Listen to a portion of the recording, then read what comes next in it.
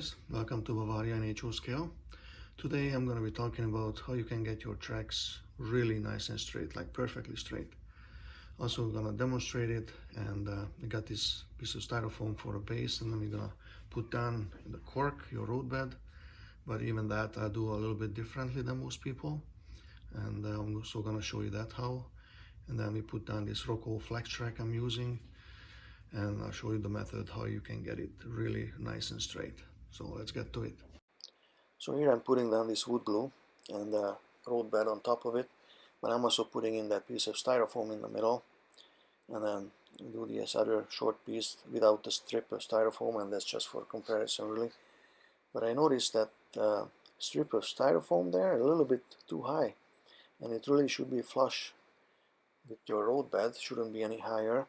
So I had to grab this sanding block, which is I think a medium sanding block, and I have to sand it down so it's gonna be perfectly flush.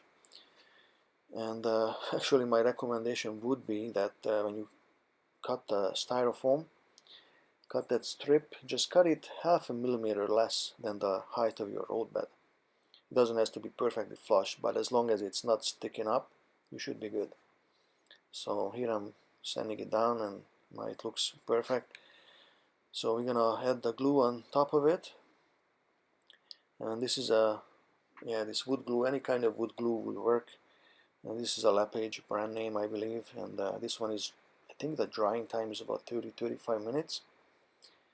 So all you gotta do is just grab your putty knife and just smooth it out so you don't have big globs of glue here and there, and just smooth it out. Have a nice even thin layer. That's all you need. Even I have probably a little too much glue on it, but that's gonna dry and you won't even see the glue once it dries, and plus we're gonna ballast it later on. So, and now I'm putting down the Flextrack, the Flextrack that I'm using, and at this point you don't have to worry about getting it like perfectly straight. You just put it in the middle, just push down on it, eyeball it, roughly. You want to get it in the middle and roughly get it straight. That's all you gotta do for now. And I got these ballast, I think it's called, from these light fixtures, and I'm using these because it's nice and heavy and it's flat in the bottom. So I'm using this for weight, but you can probably use cans of beans or soup or anything you might have at home. That should just work fine. And here I'm doing this other piece without the additional width. So just for really comparison, because I found out that in Germany the road bed is actually wider than here in North America. And since I'm all in Germany, I decided to go a little bit wider on the road bed. So this is why I'm using that strip of styrofoam, but you can also use wood actually. I'll show you that in a minute.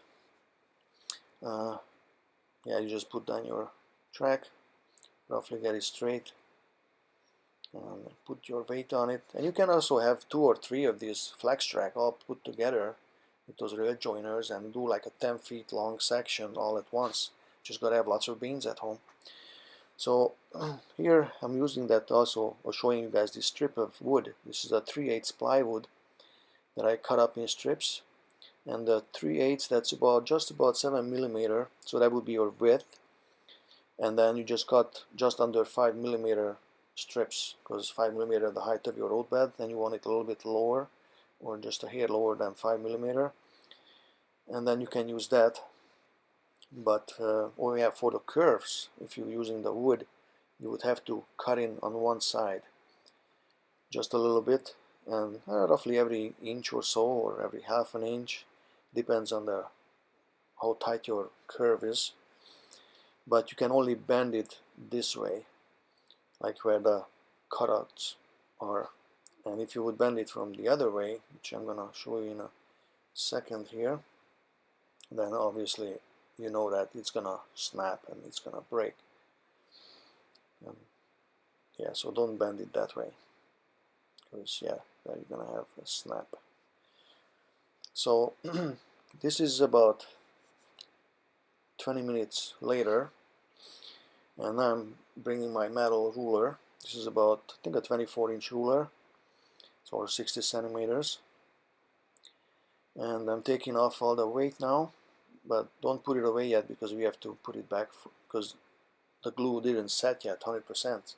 It's only like 70-80% set. So this is when you come back with the ruler, and then I put my thumb. Oh yeah, you put the ruler just on the outside of the rail, and then with my thumb pushing the rail against the ruler, slide my hand or my finger back and forth till you actually push the rail right against the ruler all the way from end to end.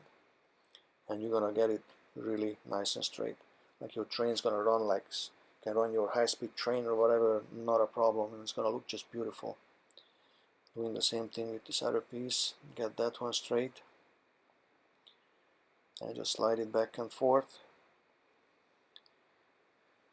and then put the weight back on it. But actually, before you put the weight back, what you should do is just look into it from the end to see if you got it that straight. And if you do, then put the weight back on and wait another 10 minutes and it should be done. And then this is the comparison. One is wider, the other one is the regular, just using the cork pad. But you can see how nice and straight the track is. Like, that is absolutely, like, you can put it's that straight, it's no doubt. So yeah, if you can do that, your train's gonna run just so nice, And you can decide which way you want to go. And here are some pictures of my layout in the station, how the tracks are really straight. And this is like 12 feet long, the station. And also, if you got a bunch of switches one after another, you can get those just perfectly straight as well. And you should use the ruler on the right side of the rail. I hope you guys liked it and got a good use out of this tutorial. Please don't forget to share it, and yeah, don't forget to subscribe to my channel either. And I'll be back soon with another video. Most likely it's gonna be an update. Thank you for watching. Bye.